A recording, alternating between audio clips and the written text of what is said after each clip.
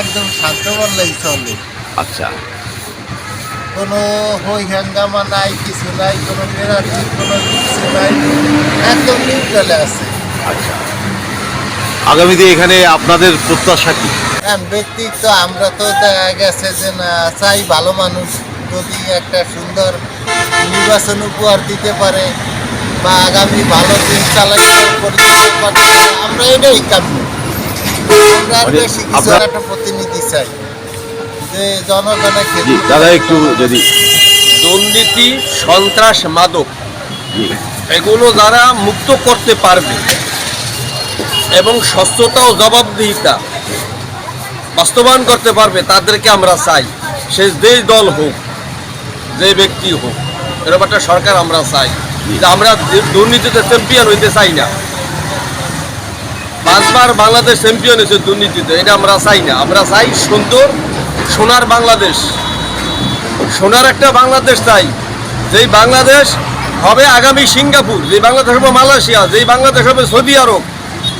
65 Saudi স্বাধীন হয়েছে, আমরা 71 স্বাধীন হয়েছি, 4 বছর ডিফারেন্স। সৌদি কোথায়, আমরা কোথায়? মালয়েশিয়া কোথায়, আমরা কোথায়? সিঙ্গাপুর কোথায়, আমরা কোথায়? 18 কোটি মানুষ, 36 কোটি হাত, আমরা কেন পিছনে থাকবো? শিক্ষা দীক্ষায় সব দিকে আমরা তাদের মতো তাল মিলিয়ে চলতে পারি, উন্নত বিশ্বে পরিণত হতে পারি, আমরা সেই প্রত্যাশা করি, সেই আশা করি। এরকম সরকার আমাদের দেশে আসুক। গ্রামগঞ্জের রাজনীতি দ্বিতীয় পর্বে আমরা ঘুরে বেরিয়েছি গৌরনদী আগলঝাড়া বরিশাল 1 আসনে। এই আসনটিতে একসময় আওয়ামী লীগের প্রচণ্ড প্রভাব ছিল। হাসনাত আবদুল্লাহ ছিলেন এখানকার গডফাদার। বর্তমানে এখানে প্রভাব বিএনপির। সাবেক সংসদ সদস্য জহিরুদ্দিন স্বপনের প্রভাব সবচেয়ে বেশি। তবে বিএনপির মধ্যেও রয়েছে অভ্যন্তরীণ কোন্দল, যদিও সাধারণ মানুষের বক্তব্য ভিন্ন। রাজনীতি প্রেক্ষাপটে যেটা দেখছি, শুধুই আপনার অহেতুকভাবে একে অপরকে হ্যারাসমেন্ট করাটা বা এটা হিংসাত্মমূলক রাজনীতি এটাকে বলা হয়।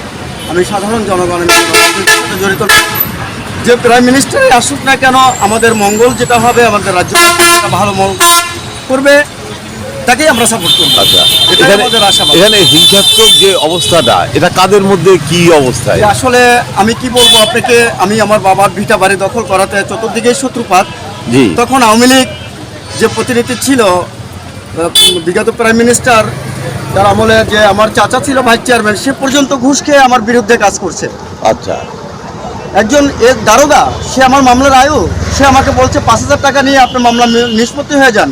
সে ইটালির টাকা খেয়ে আমার বিপক্ষে কাজ করছে, আমার মেয়েটা মৃত্যুসজ্জায়, অথচ আমি মুখ বুঝে সহ্য করতে হয়েছে।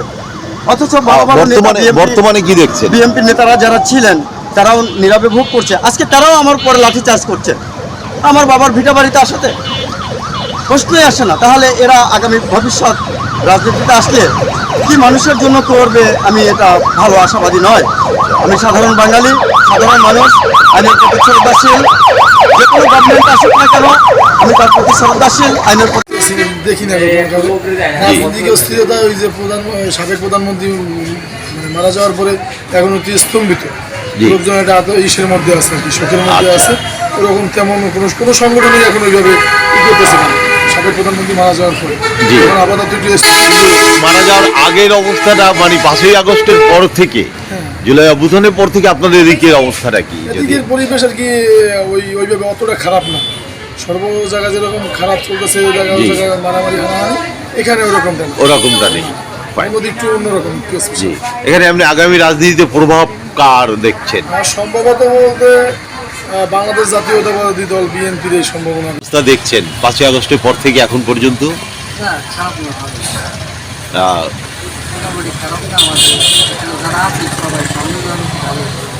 কোনো রাজনৈতিক মানে চাঁদাবাজি বা এই জাতীয় কোনো কিছু আমি দেখি না। আচ্ছা, কাছাকাছি নেই। আগামীতে এখানে সম্ভাবনা কাদের দেখছেন? বর্তমান বিএনপি সাপোর্ট বেশি।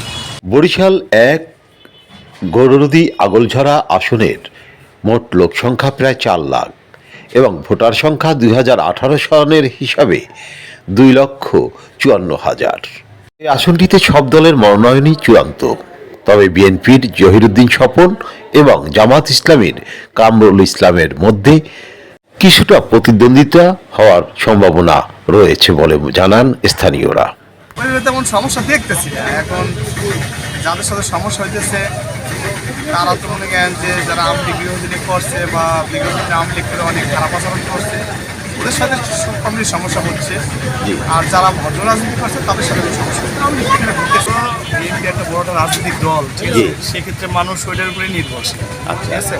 আর এখন তো আপনার জামাতও মাঠে এখানে ভালো কাজ করতেছে, দেখা যাক সামনে কি হয়। এখানে বিএনপির কোনো বিভক্তি বা কিছু আছে কি জানেন? বিএনপির মধ্যে কোনো বিভক্তি আছে কি? বিএনপির বিভক্তি আছে, তা থাকলেও মনে করেন দিন শেষে তো সবাই বিএনপি জানিস, ওইটাই দেখা যাক ভবিষ্যতে কি হয়। কিন্তু এখানে মনোনয়ন কি চূড়ান্ত হয়েছে? এখানে মনোনয়ন চূড়ান্ত হয়েছে বিএনপি সাবেক সংসদ সদস্য এম জহিরুদ্দিন স্বপন।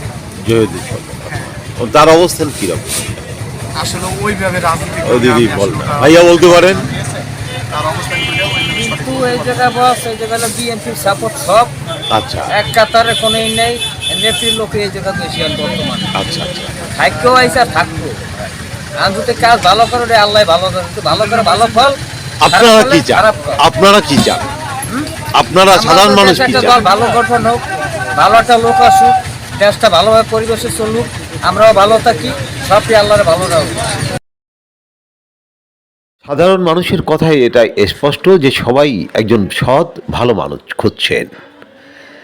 তোরকি গৌরনদী বন্দর থেকে আরিফ আহমেদ, বরিশাল।